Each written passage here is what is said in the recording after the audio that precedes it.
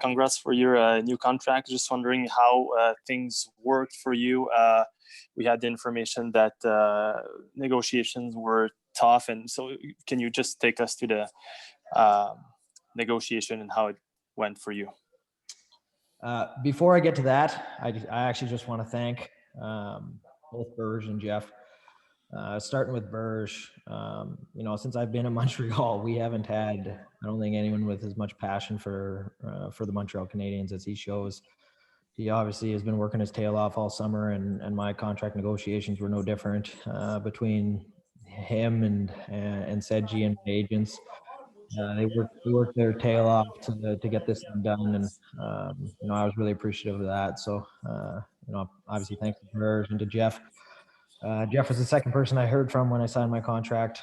Berge called me, and then Jeff, and equally as excited. I think I think his passion and his excitement for the upcoming season is as high as ever. So to both of them, I just want to say thanks for putting the trust in me. And I'm looking forward to getting to work for the next 7 years. Now to your question, which I kind of forget. So if you could go again. I mean, you pretty much answered, and I'm sure there's going to be a lot of questions about the contract, but there's something that Bergevin said when he said that you are not only low maintenance, but no maintenance. And someone in the organization told me the same, saying that, Gally could play with the same stick for weeks. I was just wondering, is it important for you to be that guy? Is it the way you were raised? Because it doesn't seem to me that it's because you're shy or something like that. So I'm just there to do my job. I think my role in the organization has grown and changed since I've obviously first stepped on, became a member of the Montreal Canadiens. But my job doesn't change. For me, I'm there to work, and when you're at the rink, that's what you're there to do. And I've been pretty fortunate. I've had great teammates, great coaches, and obviously the GM and the owner put a lot of trust in me as well. So my job's been pretty easy to do as long as I've showed up to the rink every day. Done what I was asked. There hasn't been many issues, so that part's been pretty easy. Thanks, and congrats again. Merci, Marc-André. Second question, Eric Engels. Eric, you're up. Hey, Gallagher, I had a couple for you. First of all, congratulations on the well-deserved contract.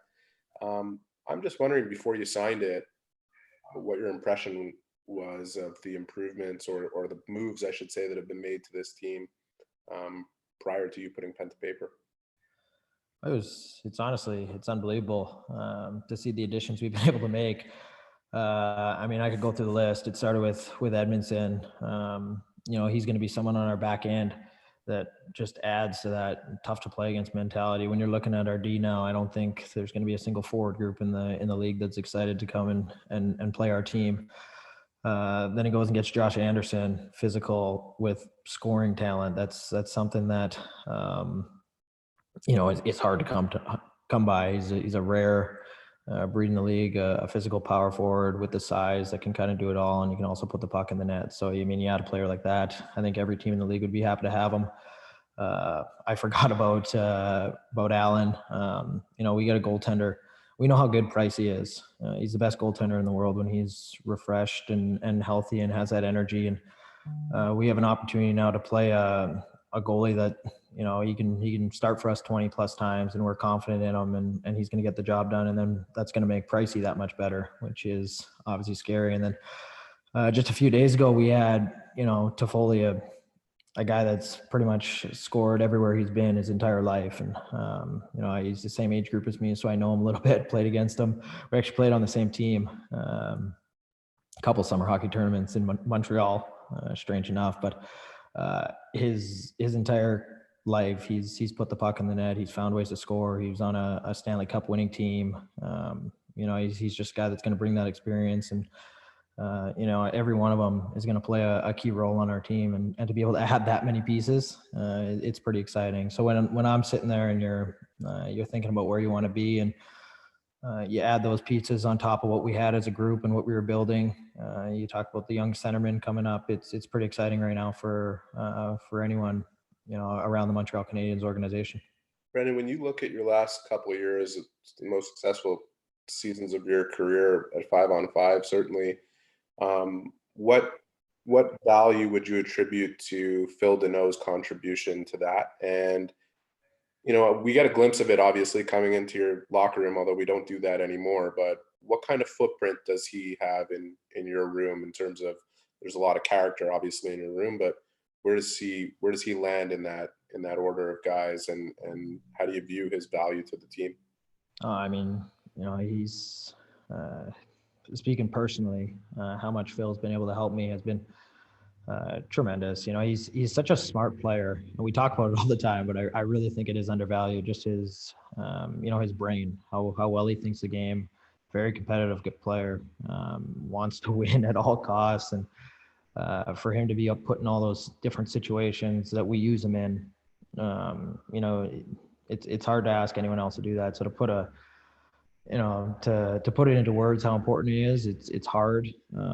Obviously no player is irreplaceable, but he's a guy that for me personally, the last couple of years I've been able to play with, and he's definitely helped me out a tremendous amount. Thanks, Brendan. No problem. Thank you, Eric. Guillaume Lefrançois. Hi, Brendan. Congratulations on the contract. During his press conference, Mark was telling us, was sort of warning us that maybe with all the depth that he's added, especially on the right wing, that maybe you will not score 30 goals like you used to.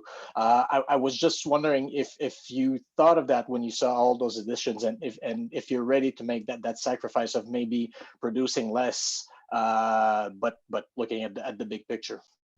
Yeah, I mean, I could care less. I mean, we the year I scored 10 goals, we were a playoff team, and you're excited. That's awesome.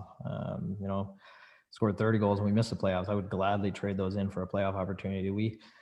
We're in a situation now where we obviously have depth throughout our lineup. I mean, my expectations are to produce every single night, and that's not going to change. But I've kind of always had the belief. You got to do more than score. You got to do more than, you got to find other ways to contribute, because when you're not scoring, what are you doing to help the team? If you're a 30 goal scorer, and let's say you're scoring 1 goal a game, which generally you're going to have a few multi-goal games in there. What do you do in the other 50 games?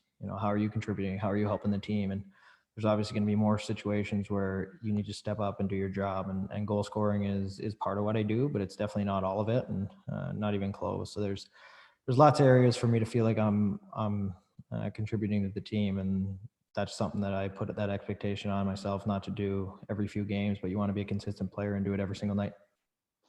All right. Now my second question, I just like to know how you perceived, how you lived through those last the last couple of days with all the noise and the rumors regarding a misunderstanding in the negotiations, and how you perceived that from your end. It was hard. If I'm being honest, it was tough.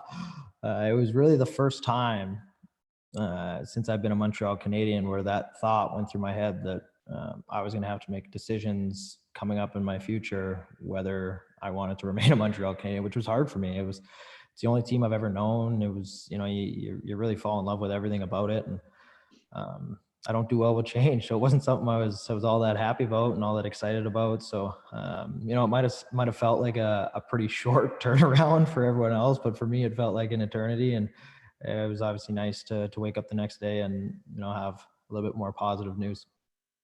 All right. Thank you. Merci, Guillaume. Next question, John Lou. Hey, Brendan, congratulations on the deal and staying long-term with the club. Just wondering about, I'm wondering if you saw the Zoom call with Mark earlier on prior to this availability. I didn't see it. I was in the gym, so I was racing to get here, but the PR team caught me up on pretty much everything that went on. Okay. Did they tell you that Mark got emotional probably 2 and maybe 3 or 4 times? Because if so, I'm wondering if you were aware that he has such a high degree of respect and admiration for you that provoked really these emotional responses when he was asked about you today.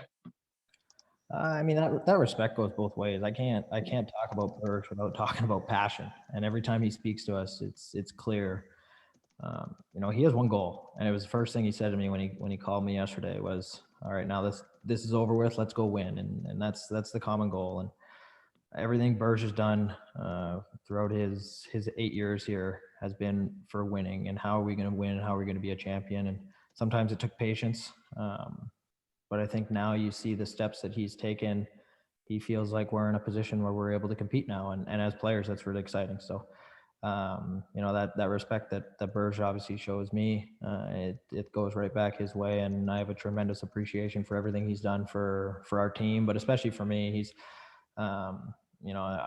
everybody needs someone to give him an opportunity, to give him a chance. And he was, his first year here was my first year here, and he was a part of the group that were able to give me a shot in this league and give me that opportunity. So I'll forever be grateful for that.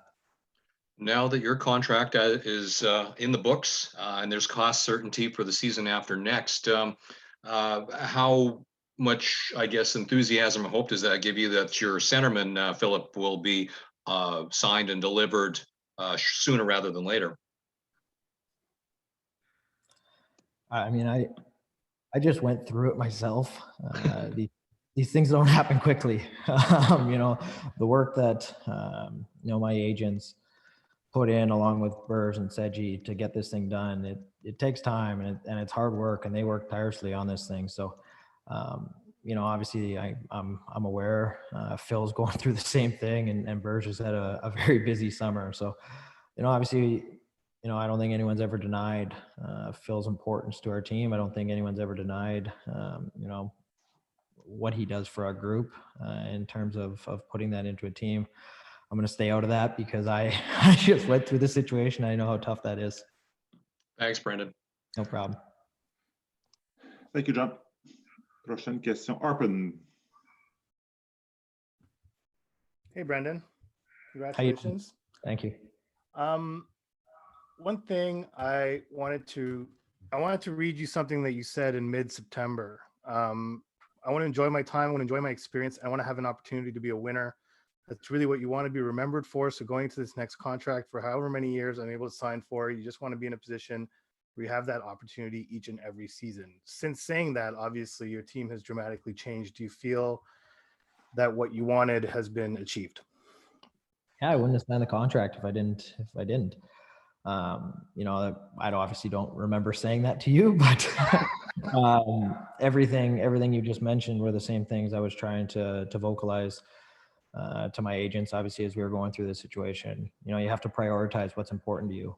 And for me, it was pretty much everything you just mentioned. I wanted to be a Montreal Canadien. I wanted to be a part of a team that's going to compete.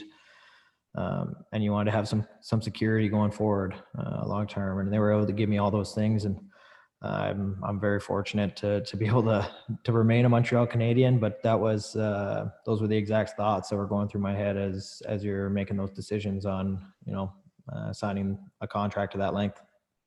And I know I feel silly asking this because I know what your answer is going to be, but I mean, people have expressed doubt that you'll be able to remain an effective player through the length of this contract because it's such a long-term deal. What does that trigger in you? Every time I hear it, I laugh. I put quite a bit of work in the summers to prepare my body to be ready. The injuries that I've had a couple, knee injuries, I guess concussions that are, maybe body parts. But other than that, I mean, I broke my hand from a couple slap shots. I broke my jaw from a stick. I think these are injuries that anybody would have, and regardless of what you're doing, I'm going to continue to play the same way. I'm not worried about my body holding up. That's that's what the summers are all about. We have enough time to prepare it and to keep it ready. I feel just as good as I did a few years ago, and I hope it stays the same way. But I'm pretty confident that I'm going to be able to, be out on the ice and competing with my teammates. And at the same time, in 7 years, this isn't a retirement package. I'm still looking to continue to play. So, you got to earn your next one. Just like when I signed my last deal, I heard these same questions. How is your body going to hold up for 6 more years? It found a way. Going to do the same thing for 6 more years after this one and try to earn that next one. All right. Thanks, Brendan. Congrats again. Thank you, Arpen. Stu Cowan, you're up. Hey, Brendan, congratulations on the well-deserved deal. I got a couple of questions for you if I can. At your size, you've been proving people wrong probably since you first started playing hockey, and I'm sure you've heard more than once that you were too small to play in the NHL. At this point in your NHL career, what are you most proud of personally, and what advice might you have for smaller kids or other kids selected in the 5th round of an NHL draft like you? Everyone's a little different. Everyone, gets motivated by different things. And I'm going to correct you a little bit. I don't prove people wrong. I always try to prove people right. I like to give credit to the many people that believed in me along the way. I think everyone, no matter what you go through, are going to have people doubt you. But you get to where you are because of the people that believed in you and put in a lot of time and effort around you. And for me, I mean, I've had a ton of people, go back to teammates and coaches from your minor hockey days to your junior days. And obviously here in Montreal, the way they've treated me. These are the people that given me a chance and believed in me. And right now, obviously with Berge and Jeff giving me this contract, it's another case of people instilling confidence in you. And those are the people that motivate me to put in the work to prove them right, rather than the people that are, against you or naysayers. That negative energy has never been something that's really fueled me all that much. Second question. Oh, Andrew Shaw took a pretty good shot at you on Twitter last night, saying you might finally pick up a dinner tab now. I don't know if you want to fire back at him, but also I imagine you've seen those lottery ads where they say money doesn't change you. But I'm just wondering how this contract, if in any way, might change you, as not only just in hockey but in life in general. I mean, Shazi never picked up a bill the whole time he was here. But it's not going to change me, honestly. As soon as I agreed to the contract, you agree to it, it gets sent out to you. I signed it a couple hours later. Nothing really changed other than there was a lot more relief and I was able to sleep a little bit better. But in terms of my life and, how I view myself or how I view, my job, nothing's really changed. So it's nice to have. It's security. It's obviously going to, set me up long term. But other than that, there hasn't been much change. Right, thanks, Brandon. Thank you, Stu. Luc Gélina, RDS. Congratulations, Brendan. Going back to Arpen's question, you were drafted and raised by this organization. It's obvious that you love it here, but every player wants to win the cup. So when Mark signed the 4 new guys, was it something that was important, something helped you in your decision to stay with Montreal and sign for a long term? That was one of the biggest decisions I had. And that was taken care of pretty early. I think Berge got to work on that pretty early. And the one guy we're forgetting about is Petey. He got Petey locked up. I talked about everyone else, and obviously every single piece that he's added is going to play a role for us and help us, now and long term. But getting Petey locked up early on in the summer is just as big for us. He plays such an important role. So it seemed like every day you're waking up and there's new news around our team, and obviously you can see the message that Berge is sending to our group. It's loud and clear. He believes in us, and it's now important for us to go out and get the job done. There's no excuses now. I think he's done everything he possibly could. Obviously there's probably more work to be done, but to this date, it's definitely on us players to go out and have some accountability and get the job done. Thank you very much. Merci, Luc. Josh Clipperton, you're on. Hey, Brendan, thanks for doing this. I'm just wondering, looking back to the summer, before the summer, you guys, 24th in the standings, sort of just playing up the string, and then you get that chance this summer and you show what the team has. How important was that to not only show yourselves, but also management and also players around the league that this team was on the up and up, and sort of parlaying that into the changes that have happened? Well, I mean, I heard Toffoli talk the other day and he mentioned it. I can't really speak to what many other people view our team from outside. I can only speak to how we view it. We've always had this strong belief that we were kind of built for a playoff series. We just had to get there, and the regular season is obviously, we got to find a way to get through that. And you can be excited about the playoffs, but at the same time, I think we have to remember the regular season and, you know, how frustrating it was, how disappointing it was for us to be in that position. So you take the good, you take the bad, and you have to be able to learn from both. And I think what you saw in the playoffs was a team that when everyone buys into a system and has a role and executes that role, how good we can be. And vice versa, what you saw in the regular season is when you, you know, when you have bad habits for stretches or bad details in your game for stretches and you get away and you start cheating the system, you know, you're going to get losses pile up and pile up. You look at a couple 8-game losing streaks, and that's exactly what happened is, you know, we, as players, we started cheating the system and we got the results we deserve. And once you start losing, it's very hard to get out of those streaks. And just switching gears briefly, I mean, there's talk of, I mean, there's lots of talk about next season, but one thing is maybe a all Canadian division based on the border alone. I mean, that would probably be make most sense as of right now. I'm wondering what you thought about that, and you know, getting some even more intense rivalries going if that was what would happen. It'll be fun. It'd be something different, obviously. You know, it's going to be different. We're going to have to adapt to some sort of change. And if that is the case, an all Canadian division, I think it'd be pretty unique, pretty neat. You'd get to see those other teams a little bit more and, you know, have an appreciation for what they do. And at the same time, it's there's a little bit of pride involved when you're playing for a Canadian division. I'm sure, or division. I'm sure everyone would get a little bit of motivation out of that. Thanks, Brendan. Congrats again. Thank you. Thank you, Josh. 6 more questions, Brandon. Louis-Jean, TVA, you're up.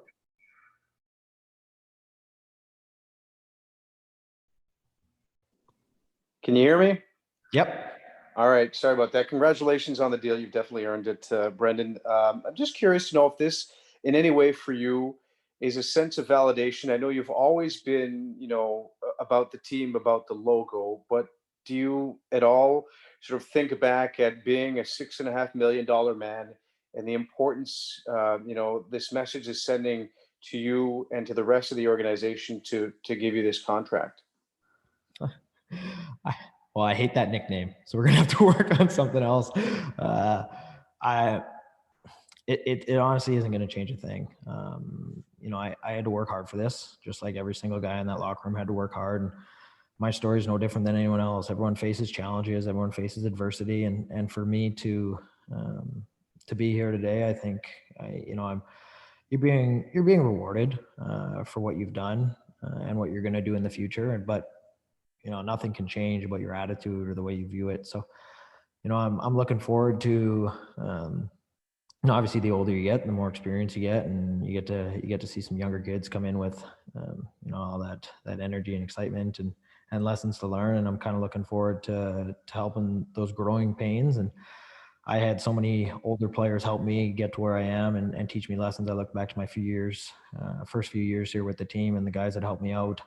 I'm looking forward to doing that for other players and young kids that are coming up and, you know, helping those growing pains a little bit and just making their experience a little bit easier. Like I had a lot of guys make mine easier. What does it mean for you as well to be, and I don't know if you heard, like you were asked earlier about the last 24 hours and talks breaking off, and then rumors started swirling that potentially other teams would show great interest. What does it mean, you know, for you to know the value that other teams that the league seems to see in what you bring and in the fact that you perpetuate that culture of every shift, every game, every night? I mean, I'm just trying to do my job. You know, I feel like I fit into teams well. You know, in the sense that no matter where I'm playing or who I'm with, I feel like I'm able to execute and do what I need to do to help the team. I mean, I've always had a very short-term mindset, and you know, cliches help us athletes. When you think about these things, they help us keep our focus level where it needs to be. And, you know, I guess it doesn't matter if every team's interested in me now. I got one team, the one team I wanted to show the interest. And I think it goes, you know, it's mutual. Obviously I'm very fortunate to be remaining with the Habs, and, you know, I can sense that they're just as happy to have me around. So it's a relationship that's been working for 8 years so far. So for the next 7, I hope it goes the same way. Thanks, Brendan. Looking forward to your next TikTok video. Merci, Louis. Thanks, Louis. Pat Hickey, you're up. Congratulations, Brendan.